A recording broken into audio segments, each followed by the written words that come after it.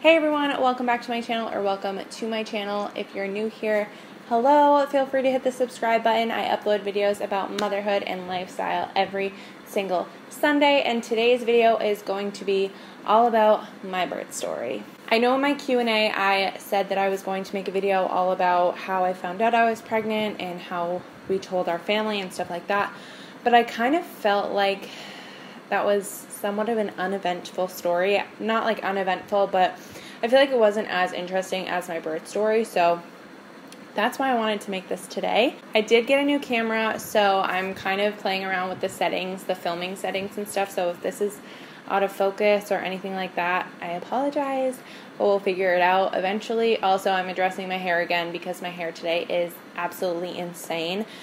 It's also 1,000,000 degrees in here, so just bear with me, okay?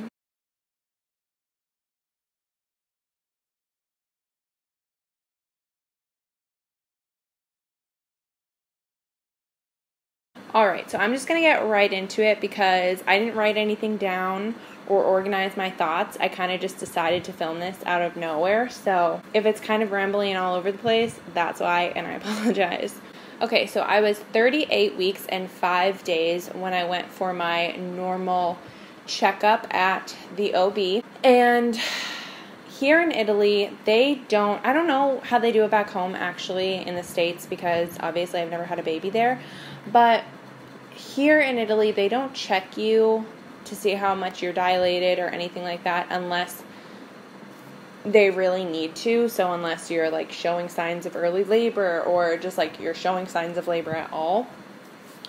So I was 38 weeks and 5 days, and I wanted to know how far along I was, like if I was dilated any, effaced any, and they were not telling me at any of my appointments. So at this appointment, I decided that I was going to kind of fib a little. I wouldn't say lie, I'd say fib. However, a couple nights prior to this appointment, I took a bath. While I was in the bath, I kind of felt something come out of me. Everyone always says that when your water breaks, it just feels like you're peeing, and it's uncontrollable. Like if you try to stop it, you can't stop it. But when you're pregnant, sometimes you pee and like you can't stop it. And it was only a little bit, but the rest of the night, nothing else came out of me. So I was like, okay, whatever, it's probably nothing. The next couple days, like, I don't know, this might be TMI, so sorry. There was stuff like leaking out of me, but I wasn't sure if it was amniotic fluid. Like, I wasn't sure, you know? When you're pregnant, your body does a lot of stuff that you just don't really know what's going on sometimes. So when I went to this doctor's appointment, I was 38 weeks and 5 days. And I told them because I really just wanted them to check me. So they were asking me, are you having any signs of contractions, whatever. So I was like, I'm kind of feeling crampy and whatever. But I told them that I thought that I might be losing some amniotic fluid. They checked me, and first of all, I was not dilated any. And they said that I was just starting to soften up. So I was not effaced any, nothing. I was making no progress. And then they checked whatever was like coming out of me or whatever, and they said that it wasn't amniotic fluid, but they wanted me to go home, drink a lot of water, and then come back the next day in the morning so that they could measure my amniotic fluid again and see if I had lost any. And I was like, I don't even want to go to this appointment tomorrow. If this wasn't for the baby, I would literally just not go. I was really mad that I had to go to this appointment. I go to the hospital the next morning and they check my amniotic fluid. I went in and she checked my fluid and she was like, oh yeah, your fluid is really low. And I was like, I didn't know what was going to happen. So after she checked me and she said that my amniotic fluid was really low, she was like, do you have your suitcases with you? Meaning, do I have my hospital bag with me? And obviously I didn't. I took the bus there. I was not expecting to be going into labor anytime soon. So I said no, and she was like, okay, well, I'm going to have to admit you because your amniotic fluid is really low and they're going to have to check the baby and we need to get her out. And I was like, okay. And Brandon was on a 24-hour CQ shift at the time. He was just getting off his shift. His shift ended at 9, and my appointment was at 9. So at this point, I'm like freaking out. I'm like, what? I was not expecting that at all. So I call Brandon, and I'm like, hey, they're admitting me, and we're gonna have a baby. I texted my friend Christina because she was on standby. Like, we were on baby watch. She was the person that I was gonna call if my water broke in the middle of the night and we had to go to the hospital. She was the person. Thank you so much, Christina, because I don't know what we would do without you. But so I texted Christina and I said, hey, are you working? And she was like, I work later, why? And then she literally texts me back and goes, is it baby time? I went and was admitted to the hospital. So they hooked me up to everything, and they were monitoring the baby and everything, and I was there for probably 45 minutes while Christina went and picked Brandon up, and they went and got my bags.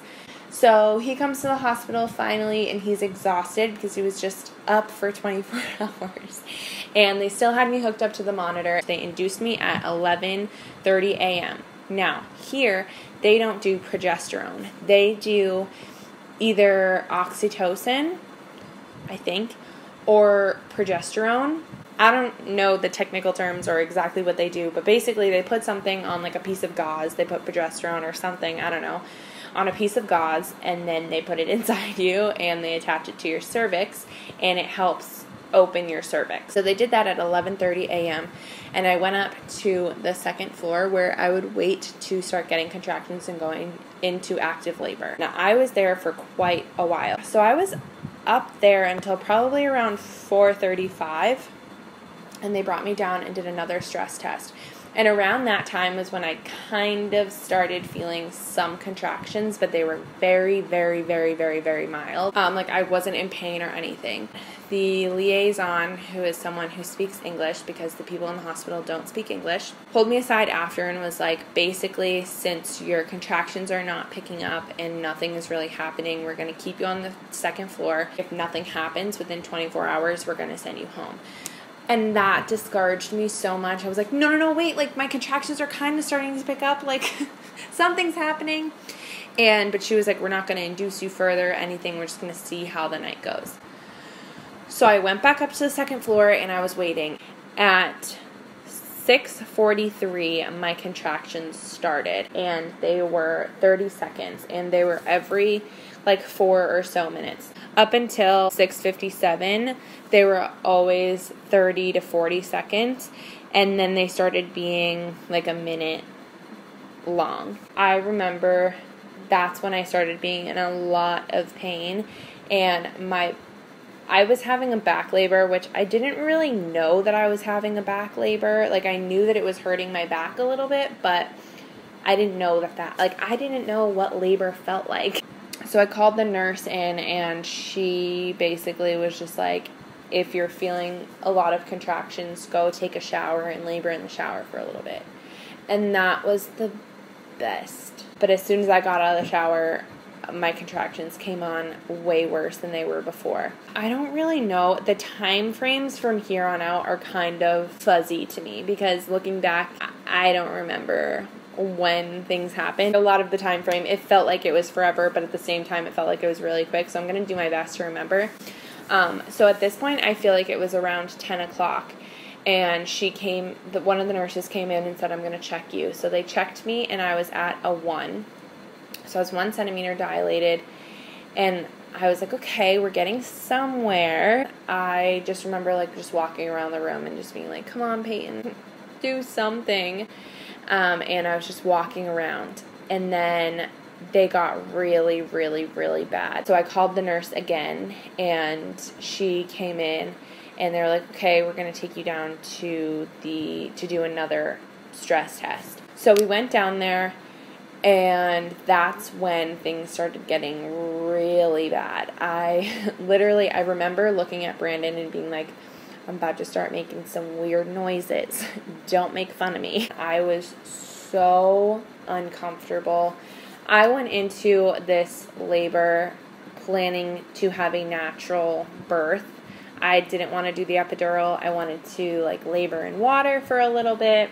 Boy, did things not go my way. At one point, I was just not getting a break. Like, I would get a contraction and it would hurt. Oh my God, it hurt my back so bad. I was actually getting over a bad cold too. So I was having to cough, and coughing during contractions was not fun. And on top of that, I started throwing up. And at that point, I was just crying. And Brandon makes fun of me all the time still because I was screaming. And all I could say was, ow, ow, ow, ow, ow, ow.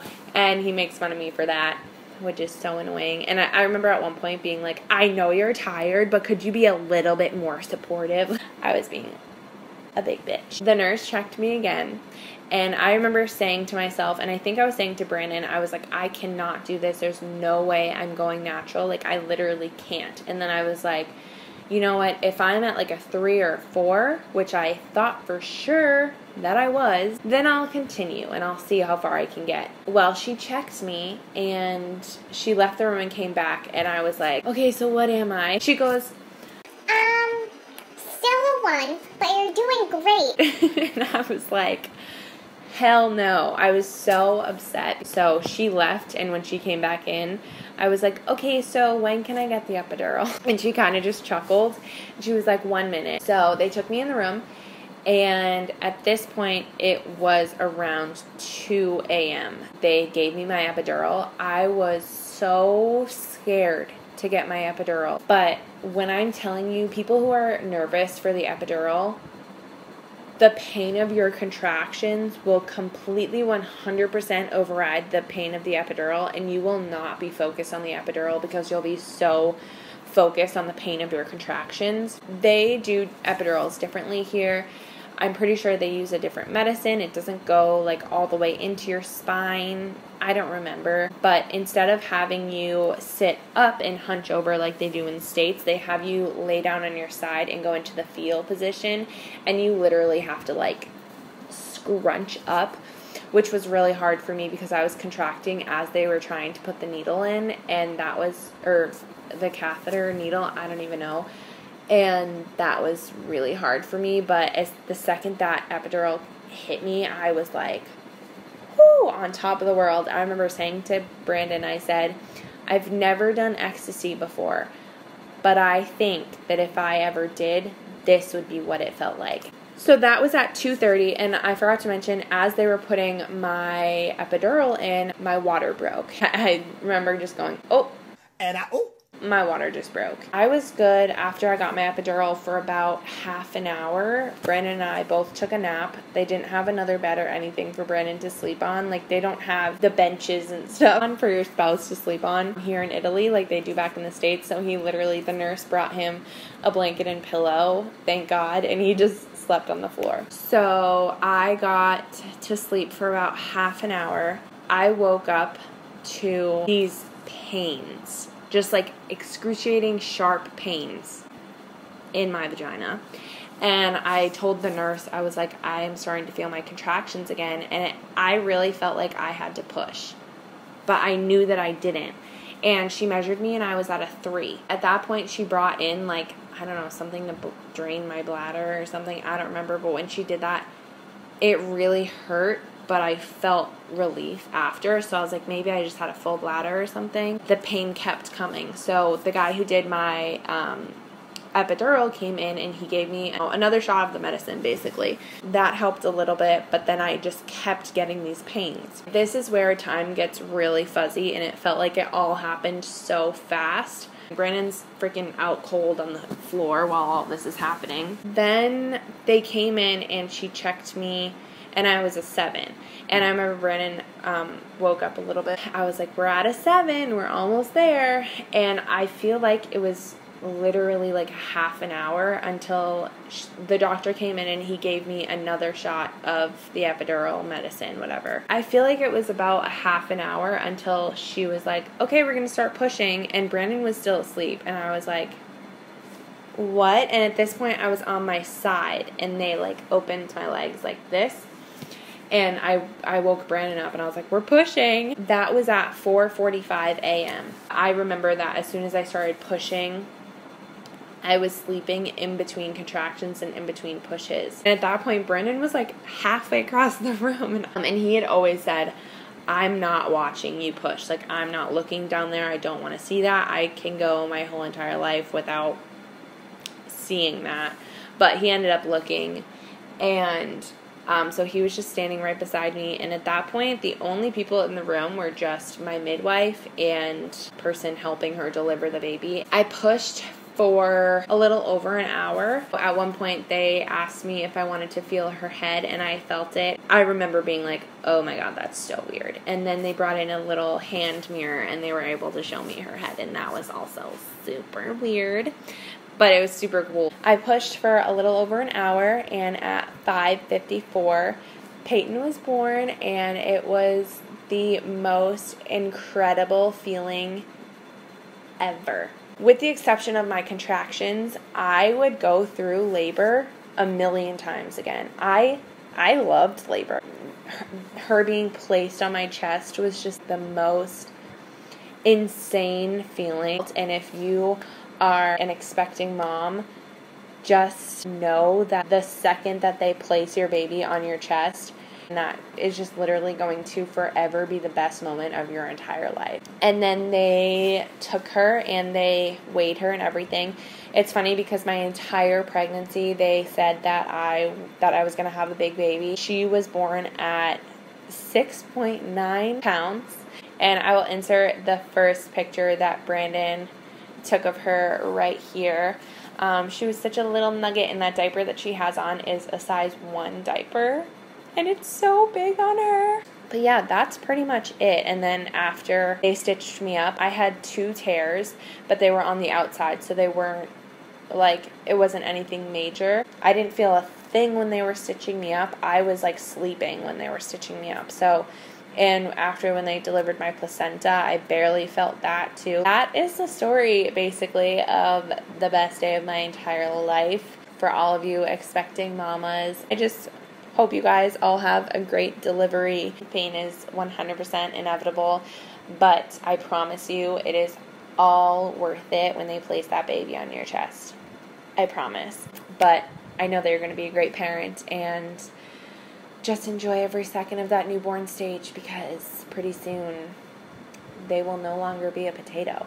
Like I said, if you are an expecting mother, I hope your pregnancy has gone phenomenally, and I wish you nothing but the best delivery ever. Thank you all for watching. I hope you enjoyed this video. Be sure to subscribe and give this video a thumbs up, and click the notification bell so you're always notified whenever I upload a new video. And until next time, I will talk to you guys later. Bye.